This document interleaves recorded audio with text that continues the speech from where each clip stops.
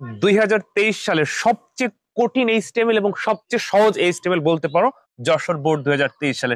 তোমরা যারা এই ডিএল বা ডিডি ট্যাগের ব্যবহার জানো না তাদের কাছে এটা সব থেকে কঠিন, আর যারা এই যে তিনটি ট্যাগের নাম বললাম এই তিনটি ট্যাগের যারা ব্যবহার জানো তাদের কাছে এটি সব থেকে সহজ এইচটিএমএল। তো প্রিয় শিক্ষার্থীবৃন্দ, আমি এখন তোমাদের সাথে এই নতুন এই তিনটি ট্যাগ নিয়ে কথা বলবো, অর্থাৎ DL, D T, D D.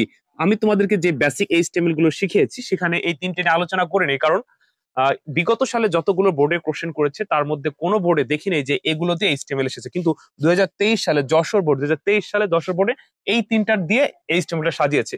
তো যাই হোক, আজকে লাইভ ক্লাসে, আমার প্রাইভেট ব্যাচের লাইভ ক্লাসে এই তিনটা সহ নেস্টেড এইচটিএমএল নিয়ে বিস্তারিত আলোচনা করব। তো প্রিয় শিক্ষার্থীবৃন্দ, তোমরা চাইলে কিন্তু আমার প্রাইভেট ব্যাচে ভর্তি হতে পারো। ইনশাল্লাহ আইসিটিতে কোনো সমস্যা হবে না, খুঁটিনাটি যত ধরনের সমস্যা আছে সব কিন্তু সমাধান করা হবে। ওকে, তো আমার প্রাইভেট ব্যাচে ভর্তি হতে আমার এই হোয়াটসঅ্যাপ নাম্বার এসএমএস করে ভর্তি হয়ে যাও। ওকে, আচ্ছা, দেখো যশোর বোর্ড 2023 সালে কি একটা এইচটিএমএল আসছে, আমি যদি তোমাদেরকে ব্যাখ্যা করে করে বুঝাই এই ট্যাগের গুলো তাহলে কিন্তু তোমরা প্রত্যেকেই পারবে।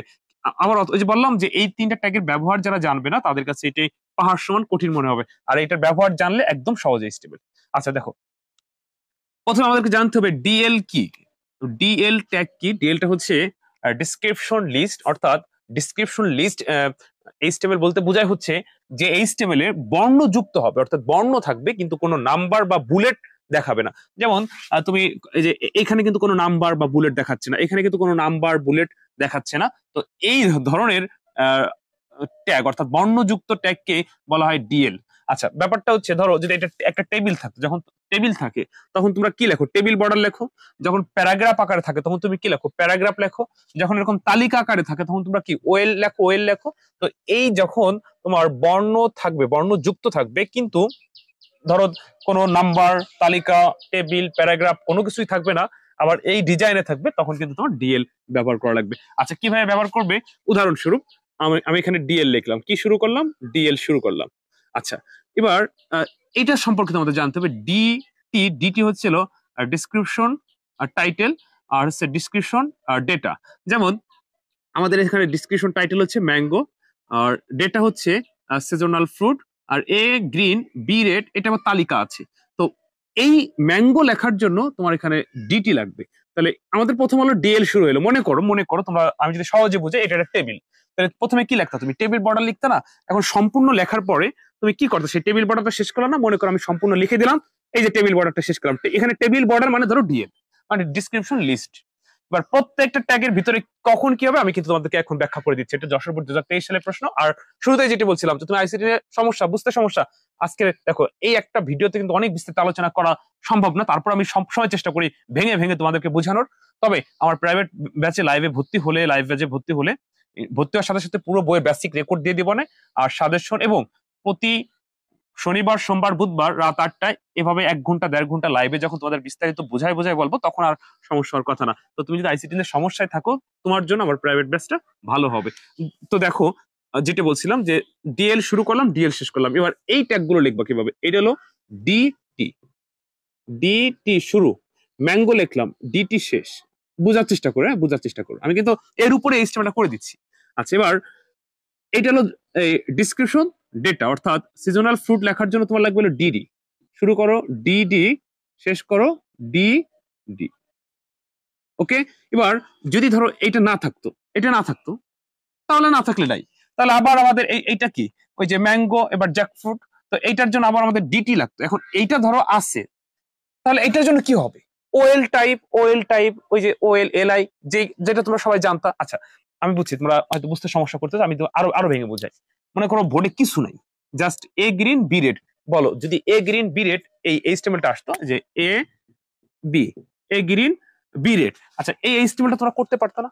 প্রত্যেকেই পারতো। কিভাবে? Well type LI. ঠিক এই জায়গায় তোমাকে সেই ওয়েল এর কাজটা করতে হবে। তাহলে এখানে কি করতে হবে? এখানে করতে হবে ওয়েল টাইপ সমান সমান ডাবল ইনভার্টেড কমার ভিতরে কি লিখবা? ওই যে প্রথমটা এ। এবার এ গ্রিন, এটা হলো কি এলআই শুরু, এলআই শেষ। আবার এলআই শুরু, এলআই শেষ। এবার ওই যে ওয়েল টাইপ হয়েছিল, ও সেই ওয়েল শেষ। বুঝছো? আচ্ছা, ওর কাজ শেষ। এবার জ্যাকফ্রুট, তো সেই আমাদের ডিটি। ডিটি। আচ্ছা, আবার কি শেষ? ডিটি শেষ। আবার এইটা কি? ডিডি। ডিডি শুরু, সুন্দর করে লিখে দিই, ডিডি শুরু, ডিডি শেষ। ওকে। আবার যদি এটা না থাকতো নাই, কিন্তু যেহেতু আছে এখানে আবার আমরা কি দেখতেছি?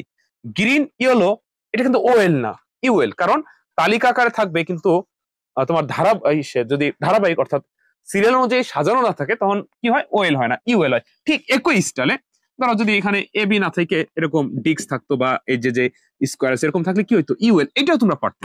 আচ্ছা, সবাই একটু লক্ষ্য করো, বোর্ডে কিচ্ছু নাই, ধরো একদম কিচ্ছু নাই, জাস্ট গ্রিন ইয়েলো এই ডিজাইন আছে, বলো পারতা কিনা? অবশ্যই পারতে, ইউএল দিয়ে হইতো। তো সেইটা এখন তুমি লিখে দিবা। আচ্ছা, এখানে তাহলে কি হবে? ইউএল। ইউএল টাইপ, আমি ছোট্ট করে লিখতে বুঝে নেই, সমান সমান ডাবল মিট কমা স্কোয়ার, কি হবে? স্কোয়ার শুরু হইলো, ইউএল শুরু হইলো। বাট এই যে গ্রেড হলো কি? এলআই। তারপর কি? এলআই শেষ। আবার এলআই, এলআই শেষ। এবার ও ইউএল শেষ। কি শেষ? ইউএল শেষ। ইউএল শেষ, শেষ হয়ে গেল।